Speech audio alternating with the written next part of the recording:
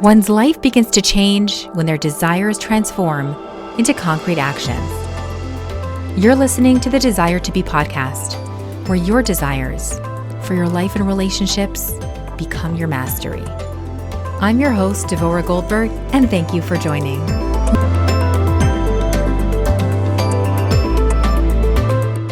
Welcome to today's episode. I'm really excited about my guest today, who is known by many as the Jewess Patriot, Cindy Grosz.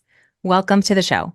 Thank you so much for having me. Cindy, I want to give my listeners a little glimpse into who you are. So for all of you who know Cindy, and for those of her who you're just meeting her now, Cindy is an award-winning media personality, a brand ambassador, and a Jewish activist. She's the host of the Jewess Patriot radio show on multiple AM and FM stations throughout the U.S. She writes a column for the Times of Israel, the Reactionary Times, and other outlets. Cindy also hosts the popular Cindy Celebrity Corner. And by the way, I can go on for another 5 minutes because she has a huge list of accolades, but I just want to pinpoint just a few, and you're going to hear the rest as we go through conversation. So, Cindy, I'm super excited to jump into today's conversation. Well, thank you for having me. Absolutely. Where did the name Jewess Patriot originate from? Well, it's the Jewess Patriot. The reason is because there's so many people that call themselves the Jewish Patriot. Well, I am a patriot. I am a proud American. I ran for Congress. I was actually the first Orthodox Jewish woman Republican candidate. I did not win, but it was very exciting. And I got a lot of support from Jews and other Zionists around the country who support Israel. And Jewess, I think we could be very proud in our history of such wonderful Jewish women, and that in Judaism, more than any other religion, our women are honored just every Friday night, Ashes Lyle. Absolutely. Tell us about your journey in media and what has your niche focus been on over the years? So I actually have a journalism and mass communications degree, decades old, and I was very fortunate to work in a time when journalism really was journalism with a lot of research. There wasn't social media where everybody made themselves a journalist, and I believe that journalism is really missed today the way it should be, with fact-finding, interviews, hard research, and creativity to get the great scoop. Today, everybody thinks they are a journalist, and they are not. They are opinionists. Yes. And we have a very big problem in our country, in our fight with anti-Semitism and Jew hate, because so many novices are spreading information that's really incorrect. Absolutely. And I think these days you can just turn on social media thinking that you're going to hear the latest and greatest news. And really, like you said, it's an opinion. I remember turning to my husband and saying, "Oh my God, did you see this? Someone had put out some political clip, and I'm really not my head's not in the political world at all. But I'm like, did you see this? This is so anti-Semitic." And he's like, "Something about this doesn't seem right. It doesn't seem valid. I think they switched something in the background. It doesn't seem like it's an actual piece of news." And he was right. Like you said, you really have to know how to fact find. Absolutely. But you just said something that really pinpoints an issue in the Jewish community. And that is, I hear from too many, especially young girls, they're not politically astute. They don't care. They don't vote. They're not registered. Mm-hmm. They just have no interest. And I tell them, just as it is important to bake that challah, and I am known for my challah baking, you've got to learn who the candidates are on your local, state, and national levels. It's not the social media post or the influencers that look cute with cute makeup and Jewish stars on that are going to make the difference in the world. Right. It's the elected officials who are actually involved in budgets, who are on committees to write legislation that make a difference, whether or not it's your local mayor, your state assemblyman, or your congressperson.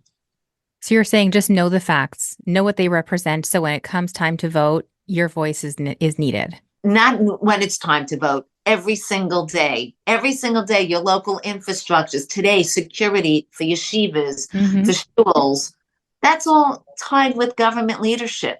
And if you don't know who's running the government leadership, then I advise you, get your friends together. And when you do a Devar Torah, spend 15 minutes before or after that Devar Torah.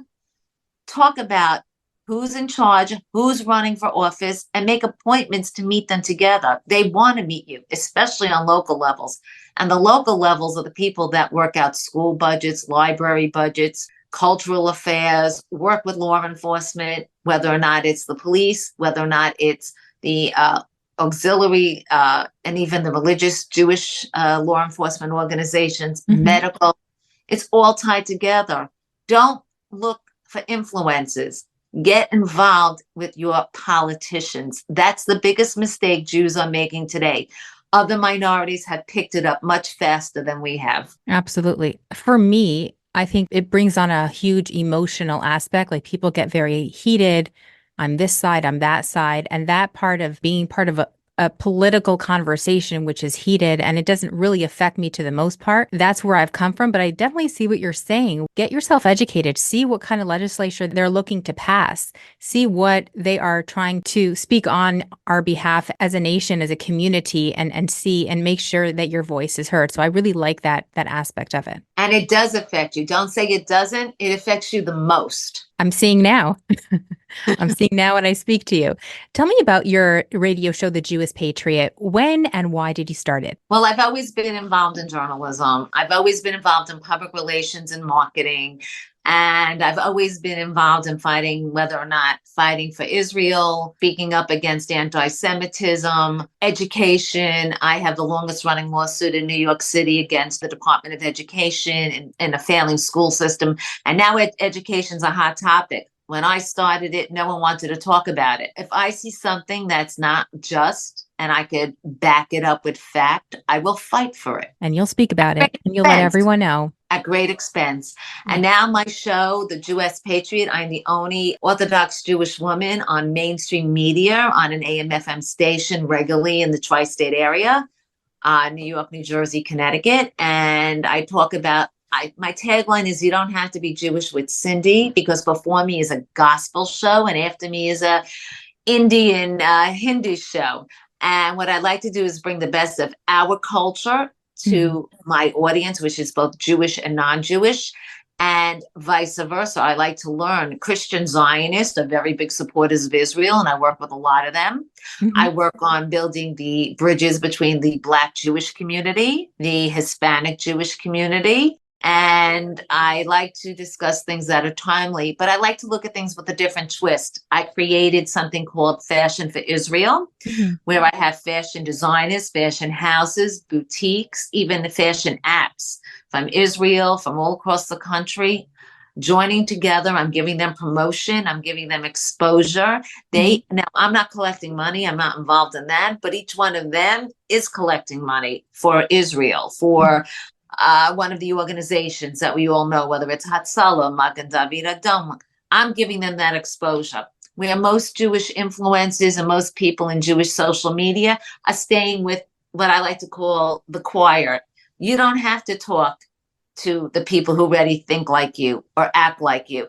If we're going to win this war right now, and it's a big war we're fighting of anti-Semitism, of the fighting to keep the Jewish state, having our world leaders support Israel, then we've got to learn how to communicate with those that don't think like us, that aren't Jewish. So it sounds like Fashion for Israel is more inclusive. It's not just Jewish vendors. It's different people from different backgrounds. I have Christian Zionists who are doing it, who have been big warriors for Israel. One of my designers is very active in a church that has every Sunday collects money for Israel and has sent volunteers to fight in Israel. Is this an online platform? Well, I promote it through the radio show, but you can find out more about it through my website, my social media. We're planning in 2024 live events. So it's really growing in a very positive way. And it's a fun way, because where you don't want to talk politics, you might want to talk fashion with somebody you will not normally meet. Yes. And the proceeds all go to a good cause where everyone is concerned about. I'm not in charge of it. They are all doing, like I'm working with a woman out of Florida, and she is a holistic therapist, but she makes all natural candles and oils, and half the money that she's raising goes to Magen David Adom. Unbelievable. So it's fascinating because you've basically merged charity together with unity? Well, I like to just say that if I could, the expression, if you save one, you could save the world. If I could teach somebody one thing to get themselves engaged and into a discussion or an action, even better than discussion, Hmm. that's good for Jews, that's good for Americans. Because don't forget, American Jews are just as much a target with so much going on as those in Israel. Do you know someone who's stressed? Or rather, do you know someone who's not stressed? Stress is a normal part of life. The only part which is not normal is when we hold onto stressful emotions like resentment, worry, anger, or frustration within. In my 15-minute guided meditations, I guide my clients to identify a stress that they're holding onto within their bodies and release it, leaving them with calm, inner peace, and ease. As a listener of the Desire to Be podcast, my gift to you is a free 15-minute guided meditation while spots are still available. DM me on Instagram at its.devorahgoldberg or on Facebook at Devorah Goldberg to claim your free session now. You mentioned the war right now in Israel. Take us back to October 7th. Were you at all surprised when you heard about the news coming out of Israel? I wasn't surprised that something happened. I'm surprised at the magnitude that it happened. Mm-hmm. And the reason I say this is because I was very active in 2015 during the first round of the Iran nuclear deals. I was involved in the Times Square rally. I spoke in Times Square against Ilhan Omar. I've hosted elected officials in my house, in my shul. We had thousands of people. And when I discussed it with rabbis and I said, we are living in pre-Holocaust times and I am an American born, my parents American born, my grandparents American born. People would say to me, Cindy, you don't know what you're talking about. This is not. Anyway. Well, 2023, and it certainly is. And what really makes me think, as an American, this must be the greatest country in the world, the superpower, how we have discussions and we don't have any discussion about getting American hostages out of Israel. It just amazes me because so many people you and I both know have students in Israel studying at yeshiva, and so many of our families and friends have made aliyah. And it just blows the mind. It blows the mind that 30 countries are represented in the hostage crisis and no one is standing up for the discussion of women's rights, the raping. We hear a lot of talk about it, but nothing's being done. All the talk on social media, calling out the UN and calling out actresses, hasn't done anything to get them to speak up. So what does? Well, first of all, money is a big power. And my first suggestion is Jews have to stop giving money to candidates who talk but don't vote for Israel. That's a very where the political arena comes back full circle. The second thing, the colleges and the schools. You have to stop giving money there. So much Jewish money, so much Christian Zionist money goes to schools in funds and organizations. Take it out. And when you say the Department of Education is a government-funded resource that your tax dollars are paying for, so you're actually paying for this, what's going on. So when you say the government again, everything is the government. And that's what Jews seem to have a problem grasping, especially young Jews. The Black community, the Hispanic community, they're growing in numbers of figuring out how to do this. And they're outnumbering us. So we're going to be a really small minority, not just in numbers, but in power if we don't get our act together. What's your message to Jews worldwide responding to the hatred and the call for a genocide? Well, I think that a lot of people that are sitting on social media reposting are not helping us. But really, the only thing, again, and you're not going to like what I'm going to say, is the elected officials make the difference. It's the elected officials, not who go stand at a rally or post something on Twitter, but their voting records. Who votes for money for Israel? Who votes to take someone like Ilhan Omar off the Congressional Foreign Relations Committee? The Democrats don't do that. I don't care if it's a Jewish Democrat. They don't do it. And that's the reality of it. Wow. So if someone wants to know more, is there like a spreadsheet? Is there like a cheat sheet that they can learn more about the First elected of all, officials? you could go directly to the government paper. I mean, this is all public record. Your tax Right. dollars are paying for it. Every resolution is, you could Google it. You could find who voted for what. I want to shift a little bit to you. What inspires you on a daily basis? Or who inspires you on a daily basis? Who inspires me? There are so many people. First of all, my family. My mother, over 40 years ago, won an Asia Style Award, and from a local community organization, and they never gave it out ever again. So we always tease I had the best mother. Mm-hmm. Then in 2017, I got an Asia Style Award from the National Council of Young Israel. Mm-hmm. So I said, okay. And then I got another one from another Jewish organization. And then I got the Jewess Patriot Award from another organization.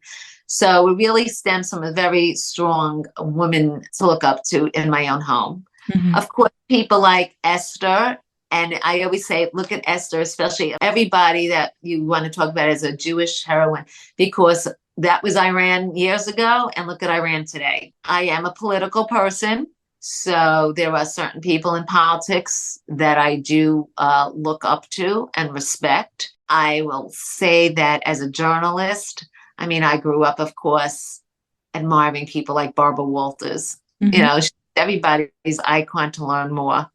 And just, I try to look different Rebbitzins that I speak to at different times of my life going on. And I take it from there. And I also believe that I have to wake up and look into the mirror every morning and be happy with what I see. Mm-hmm. I don't mean a wrinkle or, I have to say I did the right thing, even a great sacrifice. I might not always be right, but at least I tried what I thought was right.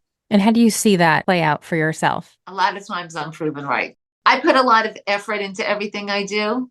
Also, I put a lot of research and fact finding. I don't just do something off the top of my head. I plan it out accordingly. Yeah. And that's what Not makes you a reliable source. Not everything always works. We have to try it. Sometimes we have to do it messy a little bit. And sometimes it hits the dart and we learn from it. And sometimes it doesn't hit the dart. We learn from that too. I find that each person in this world is driven by an inner desire, hence the name of my podcast, The Desire to Be. The desire that we carry inside of us really propels us to a certain journey, a certain level of growth. What would you say your desire in your life is, either for yourself or for your community, for the world? Where would you say that lies? So my Jewish name is Jewess Patriot, which translates into sweet pearl. So I open each of my shows and I talk a lot on my reels about my pearls of wisdom. Mm-hmm. And I hope I share. It doesn't mean I'm giving a long speech. It could be something as simple like I gave something like, you want to support Israel in a very nice way. I went into Marshall's the other day and they had the makeup from the Dead Sea Scrolls. Buy it. Or go into a supermarket and request the Wasaski teas or, the products. I mean, it's something as simple as that. Or it could be organizing in your house a meeting with an elected official or running a clothing drive right now. There are so many people volunteering with clothing drives or bake drives, whatever it has to be, whatever is important. Don't give up. My advice to people is the sweetest thing you could do is try. And when you say try, what are you trying to elicit within people to bring out an outcome? Has goals. Everybody has ideas. If they're, realistic with a little bit of a stretch, go for it. I mean, if you're saying I'm going to travel the world in a week and, that's physically impossible, that's like unattainable. But make realistic goals. Make realistic goals and make sure they're positive so that when they come about, you'll be proud of it. I always look at it differently.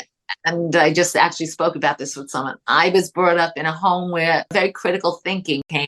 And because of that, I always look for the lowest level and be pleasantly surprised. And when you're pleasantly surprised, it's more gratitude. Every time I think of the highest level and it doesn't work out, it makes me upset.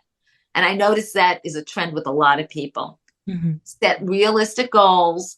Also set things where be critical of yourself to the point that you could be pleasantly surprised. And when you achieve that goal, you appreciate it more. Yeah. And it's kind of like a stepping stool. Like you're Mhm. just you've made a small goal, you've stepped up, you realized your greatness, now move on. Correct. And you would say that really encapsulates the desire that you have within to share with people. I also find treat people the way you want to be treated. And that's really key. In our world today, people don't use that as their motto. It's what can I get out of somebody? And when you have what I can get out of somebody, it never works. Yeah, agreed. Tell my listeners how they could connect with you, Cindy. Well, they could follow me. First, I have a website, cindygrosz.com, Grosz. Mhm. I'm on all the social media, especially Facebook and Instagram a lot. And you can listen to my show on Spotify, iHeartRadio, iTunes, Anna Jerusalem, on Jewess Podcast. And I have a wide variety of topics. I have on congressmen, I have on fashion designers, actors, I have on people that I aspire to know and get to know. I'll give you a cute example. This past week was the Daytime Emmy Awards, and one of the Emmy winners I'm friends with, and I was like teasing, and I said, "Oh my God!" And right after Shabbos, I texted her because I heard she had won after I was going through Mhm. my, and I got back, Cindy, you're so sweet to text, and I said, "You never know who you become friends with. Everybody, if they're realistic and they're nice, it doesn't matter if they're an Emmy winning actress or an elected official. Good people are good people. Bad, people that aren't nice aren't going to be nice, whether it's your next door neighbor or a cousin or an actress." And it took a lot of time for me to learn to really like and respect and who I wanted to be close with, because I know that at 2 in the morning they would be there for me and vice versa. Yeah, absolutely. I'd love for you to leave us with your own beautiful pearls of wisdom. Thank you. First of all, I want to thank you for including me and everybody. And the best pearls of wisdom, I kept saying this over again, is be yourself and be the best you can be by learning facts, asking questions, going to more than one source. And if you have questions, people can always write to me. I get questions all the time. Who should I be voting for? Can I vote in mail? Stuff like that. How do I reach this designer? How can I do something with you? All you have to do is ask. If somebody is a nice person, they'll open a door for you. They might not do everything, but they'll give Mhm. you ideas. Yeah, absolutely. Well, thank you for everything that you've shared with us, your pearls of wisdom, your perspective. I definitely have a new perspective on the political aspect, so I have some things to read about now. And yeah, thank you for taking your time and being here with us. Ah, what a great episode. Thank you for being here. I truly, truly appreciate you. I'd love for you to tap 5 stars and let me know what resonated. Be sure to connect with me on Instagram, Facebook, and LinkedIn under my name, Devorah Goldberg. That's where I give you more content. That's where we're able to engage even further. Until next episode, stay safe and be well.